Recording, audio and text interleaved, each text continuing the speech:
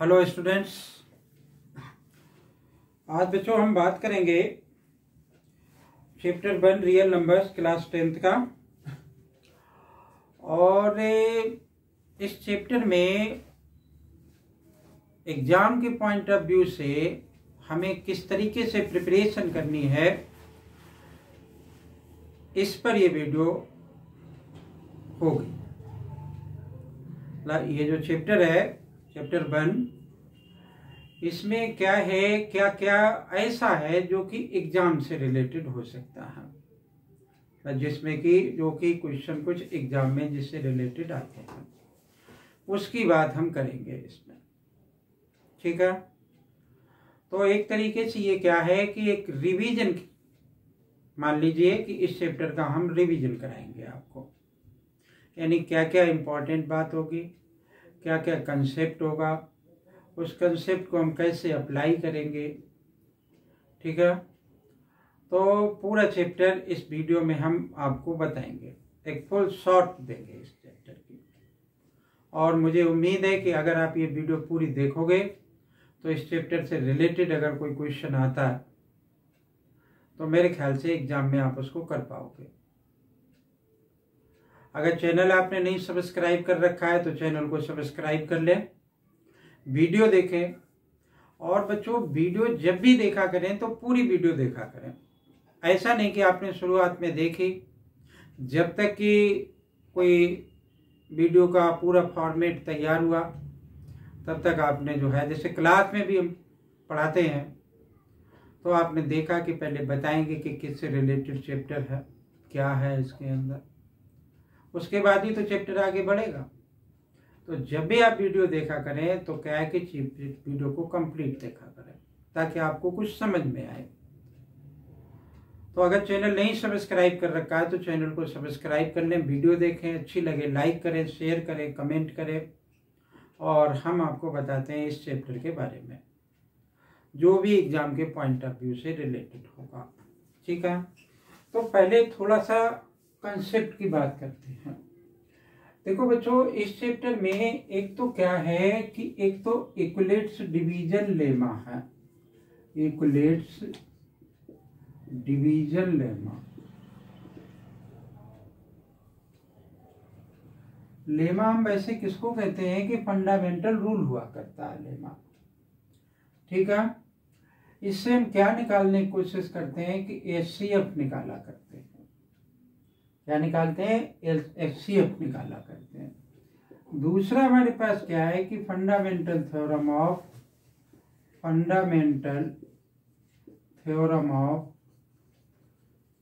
Arithmetic.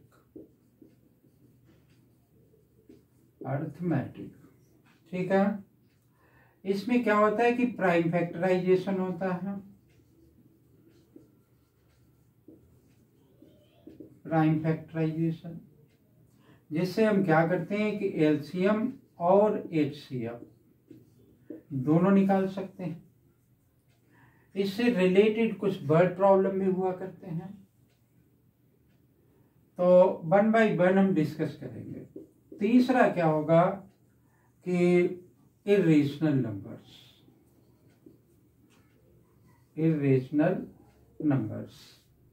ठीक है, और लास्ट में होगा कि जो इर्रेशनल नंबर्स होंगे, कभी कभी क्वेश्चन आ जाता है किस टाइप का कि बिना डिवीजन लगाए आप बताइए कि after how many digits of that following number will be terminated.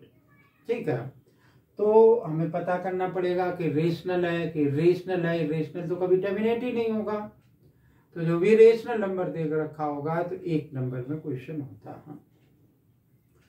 तो देखो, अब हम बात करते हैं कि इक्विलेट्स डिवीजन लेमा और किस टाइप का क्वेश्चन इसमें आया करता है। ठीक है, तो बच्चों इससे रिलेटेड हम बात करते हैं, तो ये नीचे वाला रब कर देते हैं और 1 बाय 1 आते हैं और उससे रिलेटेड एक आध क्वेश्चन कराएंगे हम आपको। तो देखो क्या होता है कि इक्विलेट्स डिवीजन लेमा से एचसीएफ फाइंड आउट करते हैं। 2 नंबर दे रखे हो हमारी बुक में, सबसे पहले वाली एक्सरसाइज का पहले वाला क्वेश्चन ही एचसीएफ फाइंड आउट करने के लिए है। तो आप देखें कि ज़्यादातर पेपर्स, चाहे वो सैंपल पेपर हो, चाहे बोर्ड का पेपर हो, चाहे आपका होम एग्जामिनेशन हो, आप ज़्यादातर क्या देखेंगे कि पहले वाला जो क्वेश्चन दे रखा होगा वो मोस्ट लाइकली एचसीएफ से रिलेटेड होगा। तो इसका मतलब क्या हुआ कि पहले वाला क्वेश्चन जो है ज़्यादातर एचसीएफ से रिलेटेड होता है, यानी ये पेपर में आया करता है 1 नंबर में। ठीक है ना। तो इक्विलेट्स डिवीजन लेमा होता क्या है? तो इक्विलेट्स डिवीजन लेमा जैसे A is equal to B Q plus are.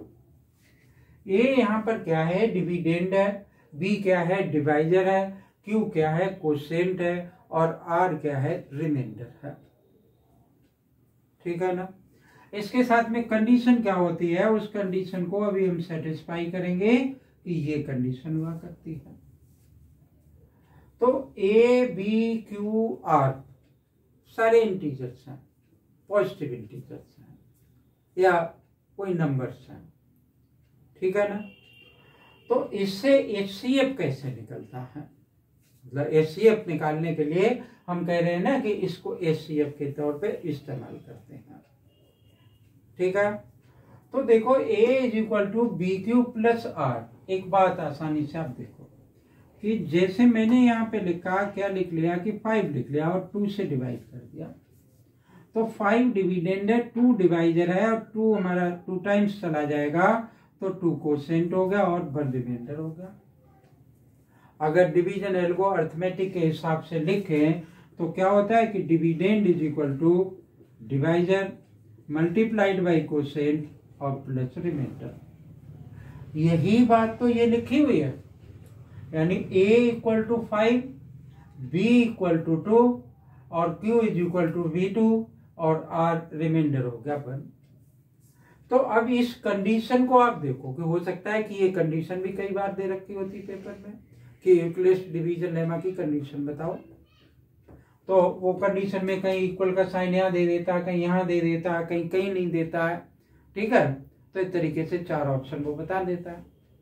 तो इस कंडीशन को अगर आप कभी भूल भी जाएं तो यहाँ से आप देख सकते हैं, ये रिमाइंडर है और ये डिवाइजर है, यानी ये b है और ये क्या है? रिमाइंडर है। ठीक है।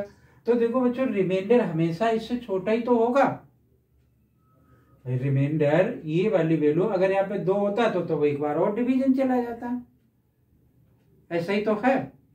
तो देखो, तो यहाँ तो मैंने ये 2 नंबर ले रखे हैं, तो एक नंबर तो 5 था और एक 2 था। अगर मुझे 2 और 5 का एचसीएफ निकालना है तो एचसीएफ, ये दोनों नंबर कोई भी किसी को डिवाइड तो कर नहीं रहा पूरा पूरा, तो 2 ऐसे नंबर जो कि जिनका एचसीएफ बन के इक्वल कब आएगा? जब वो कि दोनों या तो प्राइम नंबर्स हैं। ठीक है। या हो सकता है कि जैसे कॉन्सिक्यूटिव और ऑड नंबर्स हैं। अब कॉन्सिक्यूटिव इवन नंबर भी किसी किसी कंडीशन में हो सकते हैं। ठीक है ना। तो देखो, 2 हमारा एचसीएफ बन के बराबर क्या होगा कि अगर उनका कॉमन फैक्टर क्या है? बन के इक्वल है, यानी हम क्या कह सकते हैं कि if the numbers are coprime. अब कोप्राइम क्या होता है? कोप्राइम क्या होगा? वो नंबर जिनका कॉमन फैक्टर बन के बराबर है, उन टाइप के नंबर्स को हम कोप्राइम नंबर्स कहते हैं। ठीक है। हो सकता है बहुत सारे बच्चों को प्राइम नंबर्स नहीं मालूम है। वो नंबर्स जिनके की फैक्टर 2 ही होते हैं, एक तो वो नंबर खुद और दूसरा बन के बराबर। अब 1 बच्चों नहीं प्राइम नंबर होता है, 2 होता है स्मॉलेस्ट प्राइम नंबर। तो अब जैसे हमारी बुक में एक पहला क्वेश्चन दे रखा है, हम उसी से आपको बता देते हैं कि एचसीएफ इसका किस तरीके से फाइंड आउट होगा। क्योंकि तो 1 नंबर का क्वेश्चन छोटा होगा, यहाँ लिखा 135 और 225, यानी लिखा कि फाइंड द एचसीएफ ऑफ 135 और 225। तो इसके अकॉर्डिंग हम इसको करेंगे कैसे? मैटर ये है। तो हम इसको रब कर देते हैं थोड़ा सा और फिर बताते हैं आपको ये कैसे आएगा। देखो, बड़े वाले को छोटे वाले से डिवाइड कर दिया हमने, यानी अगर नंबर बड़ा बरबली हो जाता है तो आप कर लें, नहीं तो आप ये यहाँ क्या लिखूंगा 225 इज ग्रेटर देन 135, तो 225 अंदर लिख लिया। एक बार चला जाएगा, ये 2 बार नहीं जाएगा, तो क्योंकि 135 2 जा 270 हो जाएगा, तो यहाँ 135 लिख लिया भाई। 0 आ गया, 12 में से 3 गया 9, और यहाँ क्या आ गया 135 आ गया। ये भी 1 टाइम्स चला जाएगा, 90 आ गया, 5 आ गया, 4 आ गया, और यहाँ पर 90 आ गया, 2 जा आ गया, 90 आ गया, 0 आ गया। तो देखो बच्चों, जब क्लास 6 7th में थे, हम HCF फाइंड आउट करते थे उस समय, वहाँ पर इसको क्या कहते थे, लॉन्ग डिवीजन मेथड कहा करते थे। ये तो लॉन्ग डिवीजन मेथड होता था, लेकिन यहाँ लॉन्ग डिवीजन मेथड का हम as a helping hand use करेंगे इसको करने के लिए। तो कैसे करेंगे, 225 तो हमने ये लिखा, इसको हमने डिवाइड किया तो 135 से, क्वोशिएंट कितना आया 1 टाइम, प्लस रिमाइंडर कितना बचा 90 बचा, ये तो बचा। अब देखो यही तो है, यहाँ से यहाँ तक का मैं ऐसा लिख सकता हूँ। अब देखो फिर क्या बचा, 135 में मैंने डिवीजन लगाया, 135 यहाँ लिख लिया, किससे डिवीजन लगाया 90 से, कितने टाइम्स किया 1 टाइम्स, रिमाइंडर क्या बचा 45। फिर क्या है 90 है, 90 को डिवीजन लगाया हमने, किससे डिवीजन लगाया 45 से, कितने टाइम्स 2 टाइम्स किया, रिमाइंडर क्या बचा 0 बचा। HCF बराबर हमारा क्या होगा, HCF इज इक्वल टू 45। तो बच्चों क्या होता है कि इस टाइप का क्वेश्चन एक HCF फाइंड आउट करने के लिए पेपर में कंपलसरी होता है। अब हमारी बुक में जैसे पहले वाली एक्सरसाइज है, उसमें क्या लिखा हुआ है कि use the accurate division lemma to show that the square of any positive integer is either in the form of 2m 3m plus 1 for the some integer. कभी कभी इस टाइप का भी क्वेश्चन आ जाता है।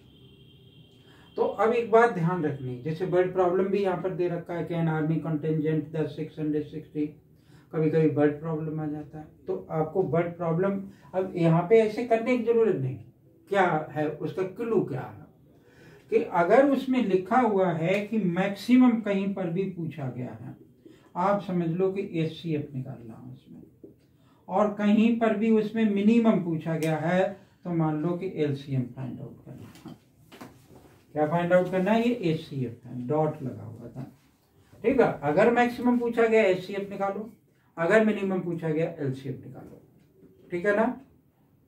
और वो जो प्रूफ करने वाला क्वेश्चन है वो ज्यादा नंबर में आया करता है, अभी हम बताएंगे उसको भी, लेकिन पहले वो काम करेंगे उस चीज पर हमारा कंसंट्रेशन होगा जिससे जिस टाइप का पेपर में क्वेश्चन होता ही होता है, ठीक है ना। तो for the video and copy it, तो इस तरीके से बच्चों हम क्या करेंगे कि HCF फाइंड आउट करेंगे।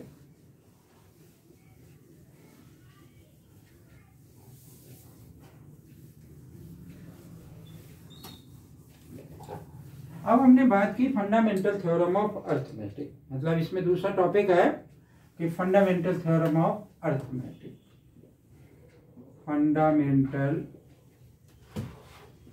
Theorem of arithmetic.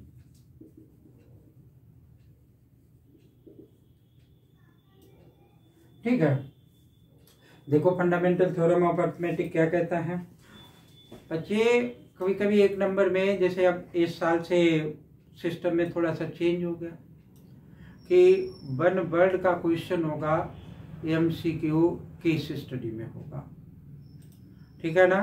तो ये फंडामेंटल थ्योरम ऑफ अर्थमेटिक का स्टेटमेंट कभी कभी लिखने को आता है। फंडामेंटल थ्योरम ऑफ अर्थमेटिक का स्टेटमेंट लिखने को आता है। इसने कहा कोई भी कंपोजिट नंबर जो है प्राइम फैक्टर के फॉर्म में कन्वर्ट किया जा सकता है, ऑर्डर कुछ भी हो सकता है, उनका ऑर्डर कुछ भी हो सकता है। तो ये एक छोटा सा स्टेटमेंट है, any composite number can be written into the form of the prime factorisation, ordered में बी एनीवन। आप अपनी भाषा में लिख सकते हैं, अपनी लैंग्वेज में लिख सकते हैं इसको। तो लेकिन बच्चे नहीं समझते हैं इसको, क्या होता है कि भाई प्राइम फैक्टराइजेशन क्या होता है। अब मान लो सपोज एक नंबर ले लिया हमने, यहाँ पे एक नंबर लिख लिया 20 लिखना है, ठीक है, कोई सा भी लिखना है। तो प्राइम फैक्टराइजेशन क्या हो सकता है कि 2 से इसको फैक्टर कर दिया, 10 आ गया, 2 5 आ गया, 5 51 आ गया, भाई 20 के फैक्टर क्या हो गए 2 2 5 और 1, ठीक है 2 2 5 और 1, ये तो प्राइम फैक्टराइजेशन होगा इसके। हाँ अब आपने मेरे से पूछा कि सर जी 5 से पहले कर लेता तो कोई दिक्कत नहीं, कोई प्रॉब्लम नहीं।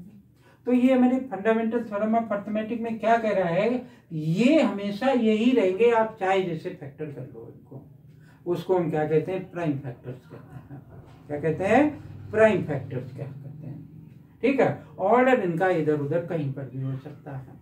अब सबसे पहला वर्ड क्या था एनी कंपोजिट नंबर, तो सबसे छोटा कंपोजिट नंबर क्या होता है 4 जो होता है वो सबसे छोटा कंपोजिट नंबर होता है, smallest composite number, smallest composite number. अब भाई देखो कंपोजिट नंबर क्लास 6 में पढ़ाया जाता हो सकता है उससे पहले भी पढ़ाया जाता हो। क्या होता है कंपोजिट नंबर, अब नंबर विच है 2 और मोर देन 2 फैक्टर्स, मतलब एक ऐसा नंबर जिसके 2 से ज्यादा फैक्टर हो सकते हैं उसको हम क्या कहते हैं कंपोजिट नंबर कहते हैं, ठीक है। भाई एक का तो एक ही फैक्टर होता है, 2 का 2 और 1 फैक्टर हो सकते हैं, 3 का 3 और 1 फैक्टर हो सकते हैं, 4 के 2 2 1 फैक्टर हो सकते हैं। तो 4 इस तरीके से क्या हो गया स्मॉलेस्ट कंपोजिट नंबर हो गया, ठीक है। सॉरी, तो 4 स्मॉलेस्ट कंपोजिट नंबर हो गया।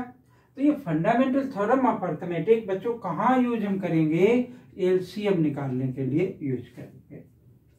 2 नंबर दे रखे 3 नंबर दे रखे तो उनका एलसीएम हम क्या करेंगे इस फंडामेंटल थ्योरम ऑफ अर्थमेटिक से फाइंड आउट करेंगे। कैसे निकलेगा अभी बताएंगे, ठीक है ना।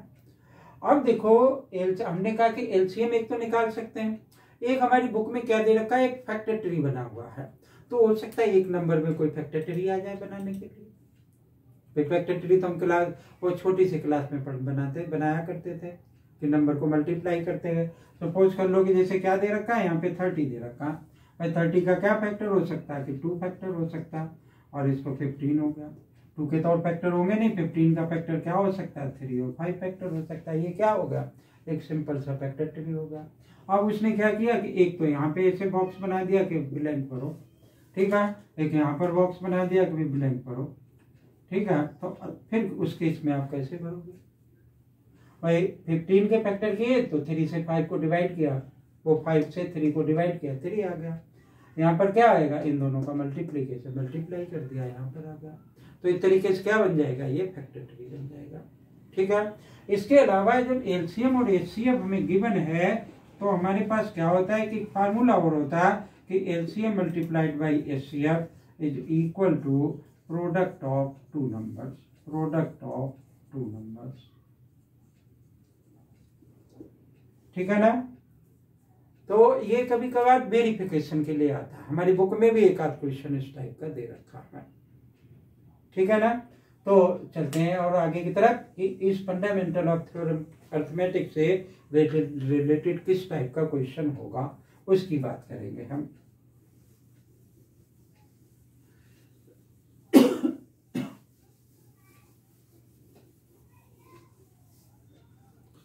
तो देखो जैसे एक्सरसाइज से एक एलसीएम निकालना पहले बताया, प्राइम फैक्टराइजेशन सभी को आता।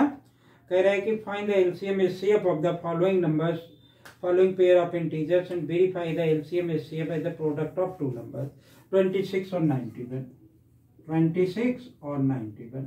अगर मैं इनके फैक्टर करूं तो बहुत छोटे से फैक्टर है इसके, 2 इंटू और 13 हो जाएगा, 1 लिख लेते हैं भाई। इसका क्या फैक्टर हो जाएगा कि 7 इंटू 13 और इंटू 1 हो जाएगा। तो मुझे पहले क्या करना है कि एलसीएम निकालना है बच्चों।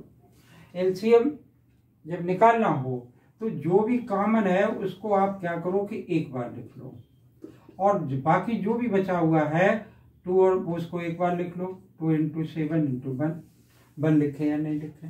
एचसीएफ में क्या होगा कि एचसीएफ इज इक्वल टू जो भी कॉमन आया उसको मैं क्या मान लूंगा कि वो हमारा एचसीएफ हो जाएगा। अब ये हमसे क्या कह रहा है कि इस फार्मूले को वेरीफाई करो, तो HCF into LCM is equal to product of 2 numbers, product of 2 numbers, ठीक है। बहुत आसानी से हो जाएगा। तो इसको और इसको मल्टीप्लाई कर देंगे इस साइड, और हमारे 26 और 91 को इस साइड में रख देंगे, मल्टीप्लाई हो जाएगा।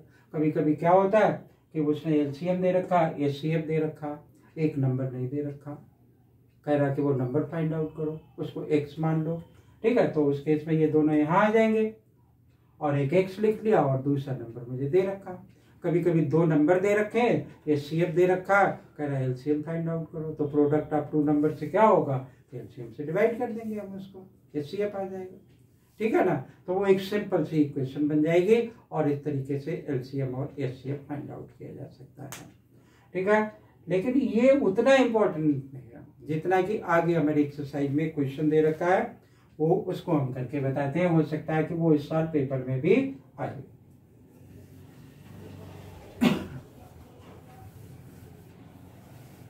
देखो बच्चों क्या लिखा हुआ, ये कह रहा है कि check whether 6 raised to the power n can end with the digit 0 of a natural number n। तो सिंपल सी बात लिखी हुई है, 6 की पावर n, ये लिखा हुआ। कह रहा है कि n की कोई सी भी वैल्यू अगर हम डालेंगे तो सिंप्लीफाई करने पे जो भी आएगा उसके लास्ट में 0 आएगा क्या? अगर 0 कब आएगा भाई, मैंने मान लो यहाँ पे 1 डाला, 6 की पावर 1 6 आएगा, 2 डाला 36, 3 डाला 216, तो 6 ही आ रहा है लास्ट में, 0 नहीं आ रहा है। तो बच्चे क्या करते हैं कि ये क्वेश्चन आता है डिस्क्रिप्टिव टाइप में, रिटन वाला, कोई एमसीक्यू नहीं, कोई 1 मार्क्स में नहीं, तो इसको करके दिखाना पड़ता है। तो बच्चे क्या करते हैं, n की वैल्यू 1 डाल दी, 2 डाल दी, 3 डाल दी और लिख लिया। देखो अब लास्ट में यूनिट डिजिट 0 नहीं हुआ, ये कोई मैथमेटिकल आर्गुमेंट नहीं हुआ। ठीक है भाई, देखो हम कैसे कर सकते हैं कि आप इसको बेसिकली समझिए। आप कोई भी नंबर जो कि जिसका यूनिट डिजिट 0 होगा उसके लास्ट में 0 जरूर आएगा। यूनिट डिजिट अगर 0 है तो क्या होगा कि सब भाई 0 है तो मान लो कि 10 है, 100 है या 20 लिख लिया, ठीक है, 30 लिख लिया, 40 लिख लिया, तो इन्हीं नंबर्स में तो लास्ट में 0 है। तो अगर मैं इनका फैक्टर करूं तो यहाँ पे फैक्टर क्या आ जाएगा, 2 into 5, इसका फैक्टर क्या हो जाएगा 4 into 5 या 2 into 2 into 5, और इसका फैक्टर क्या हो जाएगा, चलो 2 into 2 लिख लिया। ठीक है, 30 का फैक्टर क्या हो जाएगा, 5 आ जाएगा, 2 आ जाएगा, 3 आ जाएगा। इसी तरीके से 40 का फैक्टर 2 2 2 और इंटू 5। तो इनमें सब में एक चीज मुझे कॉमन सी दिखाई दे रही है। वो कॉमन क्या है कि सबका कॉमन फैक्टर 2 और 5 जरूर आया है। आप कहीं पर भी देख लो इसको। तो इसका मतलब ये कि कोई भी नंबर जिसकी यूनिट डिजिट 0 होगी उसका वो 2 और 5 का फैक्टर जरूर होगा। ठीक है ना। तो देखो हम कैसे लिख सकते हैं इसको। हमने मान लिया कि let A be any number ends with unit digit 0। ठीक है, तो इसका मतलब क्या हो गया कि ए का क्या क्या फैक्टर हो सकता है, विच अप्लाइज दैट कि 2 into 5 के फॉर्म में होगा, 2 into 5 के फॉर्म में होगा कि नहीं। अगर मैं इसकी पावर n लगा दूं तो 2 into 5 की पावर n आ जाएगा, ऐसा आ जाएगा। तो अब मेरे पास नंबर क्या दे रखा है, 6 की पावर n दे रखा है। तो 6 की पावर n का अगर मैं फैक्टर करूं तो 2 into 3 इसका पावर कितनी आ जाएगी, 5 आ जाएगी, ये तो आएगी। तो लेकिन अब आप देखें कि 6 की पावर n में 2 into 3 है, इसमें कहीं 5 है ही नहीं है ना। तो हम क्या लिख सकते हैं कि 6 की power n does not and with unit digit 0 because 6 की power n does not contain, या हैव लिख लें, हैविंग लिख लें, does not contain 5 raised to the power n as a factor। ठीक है, मतलब 2 और 5 दोनों फैक्टर होने चाहिए थे, इसमें 2 और 5 दोनों फैक्टर है नहीं, तो इसलिए ये ऐसा नहीं पॉसिबल है। ये इसका सही सा आंसर है बच्चों। ठीक है ना। तो ये क्वेश्चन था बच्चों। क्या है कि चैप्टर है बहुत छोटा सा, चैप्टर क्या है कि छोटा सा चैप्टर, तो इसमें लिमिटेड क्वेश्चंस है। ठीक है ना। pause the video and copy it. Then we have to explain the revisiting irrational numbers.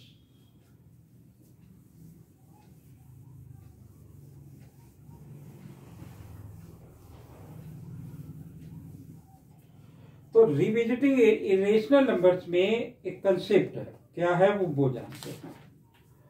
देखो इसमें बच्चों 3 तरीके के क्वेश्चन, 2 तरीके के मेनली क्वेश्चन है और उनमें से कंपलसरी है कि पेपर में आना ही आना है, आएगा ही आएगा उसमें से पेपर में। तो किस टाइप के वो क्वेश्चन है? एक तो नंबर 1 जैसे लिखा हुआ कि √3, √2, √5 prove that are irrational numbers, √3, √2, √5, √7 whatever है, इनको प्रूव करना है कि they are the irrational number. और दूसरा क्या हो सकता है कि 2 प्लस माइनस या लिख सकते हैं √3 या 5, यहाँ पर कुछ और लिख सकते हैं, ये इरेशनल नंबर। तो स्टाइल और एक और लिख सकते हैं कि मैंने लिखा कि √5 माइनस या √3 या प्लस लिख लें, ये इरेशनल नंबर है। ठीक है, तो इन चीज़ों को मैं आपको एक्सप्लेन करता हूँ कि ये कैसे होते हैं। ठीक है, तो पहले छोटे से चलते हैं। ये आता है तो बड़े ज़्यादा मार्क्स में आता है और ये आता है तो थोड़ा कम मार्क्स में आता है। तो पहले मैंने क्या लिख लिया कि 2 माइनस, यानी क्वेश्चन लिखा मैंने कि prove that 2 minus √3 is a irrational number. ठीक है, तो देखो कैसे करेंगे। हमने लिखा कि अज्यूम दैट या suppose that, assume that 2 minus √3 is equal to p/q से रेशनल। मान लिया हमने कि p/q एक रेशनल नंबर, यानी ये इसको मैं एक रेशनल नंबर मान के चल रहा हूं। ओके, तो देखो इसको मैंने जो रेशनल पार्ट है उसको मैं दूसरी तरफ ट्रांसफर कर दिया। माइनस √3 p/q -2, यहाँ से माइनस हटाया √3 तो क्या आ जाएगा 2 minus p/q। √3 is equal to क्या हो जाएगा, q आ गया, 2q माइनस p आ गया। ठीक है भाई, 2q ये एलसीएम ले लिया हमने। तो अब आप देखो कि ये वाला पार्ट p और q दोनों इंटीजर्स है, रेशनल है, तो हम क्या लिख सकते हैं कि clearly 2q minus p divided by q is a irrational number, वो rational number, rational which apply that कि √3 ये एक रेशनल नंबर है, √3 क्या है कि एक is a irrational number, is a irrational number. ठीक है, अब एक रेशनल एक इरेशनल के इक्वल कभी नहीं हो सकता। तो जब एक रेशनल और इरेशनल के इक्वल नहीं हो सकता है, विच कॉन्ट्राडिक्ट्स अवर अजम्पशन, तो हम क्या लिख लेंगे कि which contradicts our assumption, hence 2 minus √3 is a irrational number. ठीक है, तो इस तरीके से ये क्या होगा, ये बच्चों बहुत आता है पेपर में, आता ही रहता, मतलब लगभग हर साल पेपर में। बस यहाँ पे ये डिजिट चेंज हो सकती है, प्लस माइनस चेंज हो सकता है, तो उन सबको आपने इसी तरीके से करना है। ठीक है ना।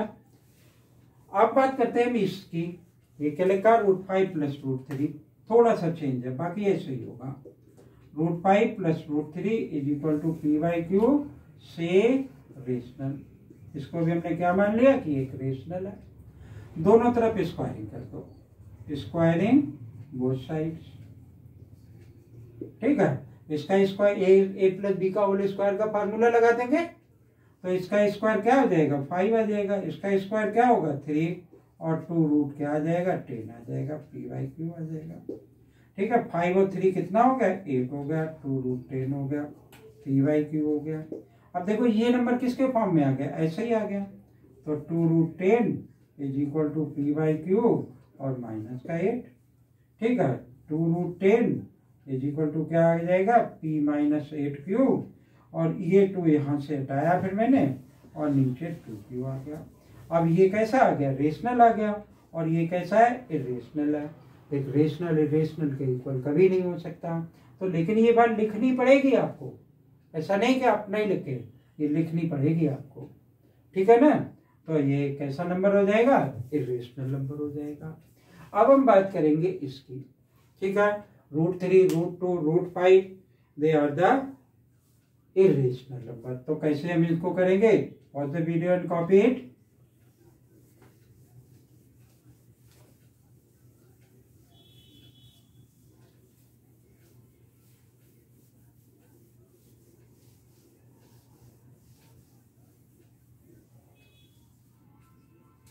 तो देखते हैं ये कैसे होगा। अच्छा, एक क्वेश्चन समझने की जरूरत है, बाकी सब वैसे ही हो जाएंगे। हमने यहाँ पे लिखा कि √3 को इरेशनल नंबर प्रूव करना हमने, तो मैंने फिर लिख लिया कि suppose that √3 is equal to p/q से रेशनल। क्या है ये, हमने मान लिया कि ये रेशनल है, ठीक है। स्क्वायरिंग कर दो दोनों तरफ की, मैं यहाँ लिख दिया स्क्वायरिंग बोथ साइड्स। इसका स्क्वायरिंग किया 3 आ गया, इसका स्क्वायरिंग किया क्या आ गया, p² / q², ठीक है ना। क्रॉस मल्टीप्लीकेशन कर दिया, 3q² इज इक्वल टू क्या आ गया मेरा, p² आ गया, ठीक है। अब यहाँ पर एक लाइन लिखनी है, यहाँ पर क्या लिखूंगा कि यहाँ पे लिखूंगा कि clearly p² is divisible by 3। अगर p² 3 से डिवाइड हो जाएगा तो p भी 3 से डिवाइड हो जाएगा, hence p is also divisible by 3, ठीक है। अब क्या काम करना है, इसको मान लिया मैंने नंबर का। अब मैं p की जगह पे मैंने पुट कर दिया कि put p is equal to 3r। अगर यहाँ पे 3 है तो मैं 3r से, अगर यहाँ पे 2 है तो मैं 2 से, अगर 5 होता है तो 5 से, यानी 5r पुट करता हूँ। ये वाली p इज इक्वल टू ये वैल्यू मैं फर्स्ट वाले में पुट कर दूंगा, तो क्या आ जाएगा ये मेरा कि 3q² is equal to 3r का होल स्क्वायर। तो ये क्या बन गया, 3q² is equal to 9r²। इससे ये कैंसिल होगा। तो देखो बच्चों, जैसे यहाँ पे p² is equal to 3q² था, ऐसे यहाँ पर क्या आ गया, q² is equal to 3r², ठीक है ना। तो जब 3r² हो गया तो मैं क्या लिख लूंगा कि clearly q² is divisible by 3, ठीक है। सो q is also divisible by 3। भाई q भी 3 से डिवाइड हो जाएगा। अब देखो p भी 3 से डिवाइड हो रहा है और q भी 3 से डिवाइड हो रहा है। हमने क्या मान के चले कि p और q का एक ही कॉमन फैक्टर है, वो है 1, ठीक है।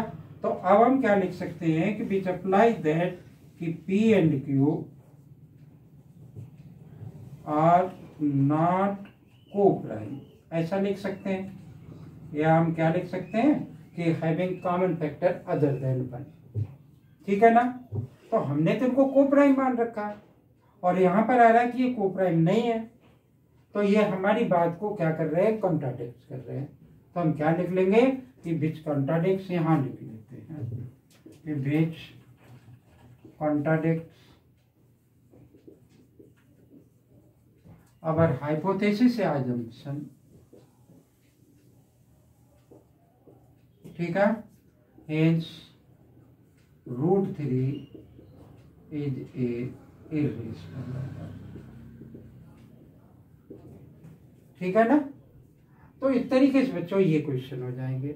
ये जब भी आता है तो 3 मार्क्स में आया करता है, ठीक है। और वो पहले जो यहाँ पे लिखे थे वो 2 मार्क्स में आया करते हैं। For the video and copy it, then we have to write one more type of question.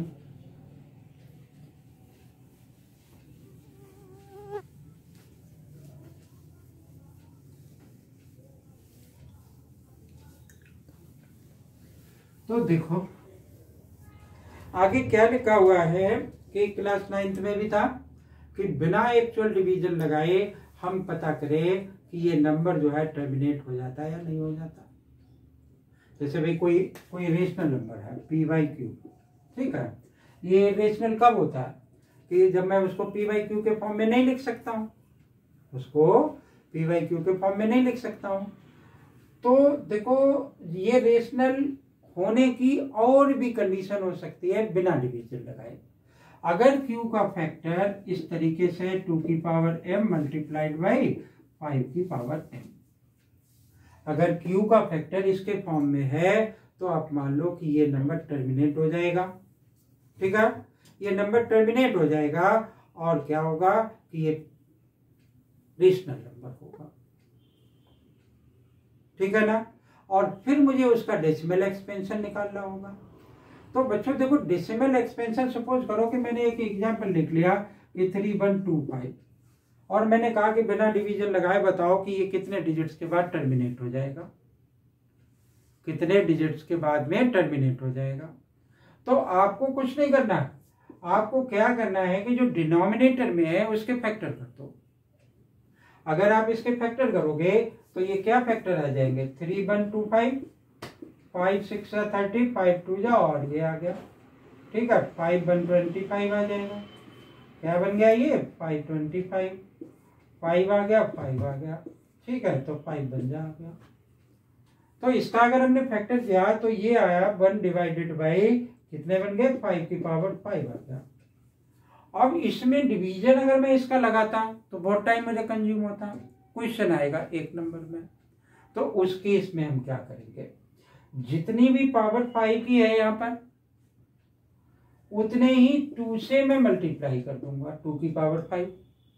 अब 2 की पावर 5 चूंकि डिनोमिनेटर में मल्टीप्लाई किया तो मैं उसको न्यूमरेटर में भी करूंगा। ठीक है, अब देखो ऊपर वाले से मुझे इतना नहीं अब मतलब है, 2 की पावर 5 नीचे क्या आ जाएगा 5 इंटू 2 की पावर 5, ये क्या बन जाएगा मेरा 2 की पावर 5 और डिवाइडेड बाई 10 की पावर 5।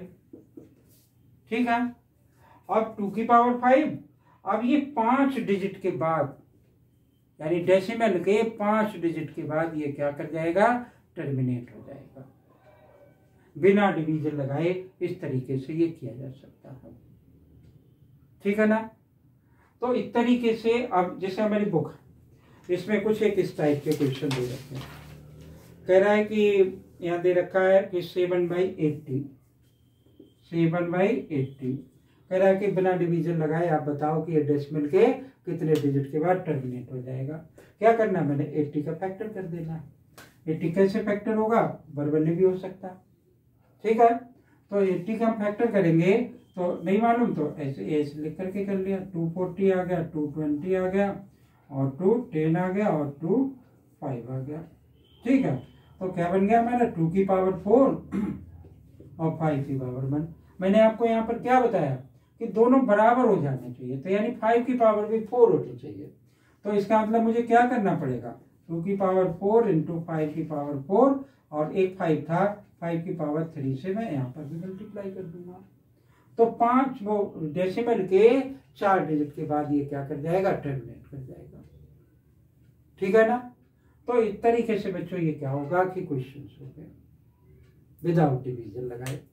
एक और ऐसा आता है कि एक वर्ड प्रॉब्लम आता है बच्चों, वो वर्ड प्रॉब्लम कहीं से भी हो सकता है।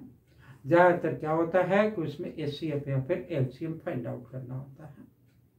ठीक है, किसी और वीडियो में उसके 2-4 क्वेश्चन लेकर के हम आपको एक्सप्लेन करेंगे। ओके, अगर ये समझ में आया हो तो वीडियो को लाइक करें, कमेंट करें और हो सकता है कि ये वीडियो आपको आपके एग्जाम में हेल्प करे।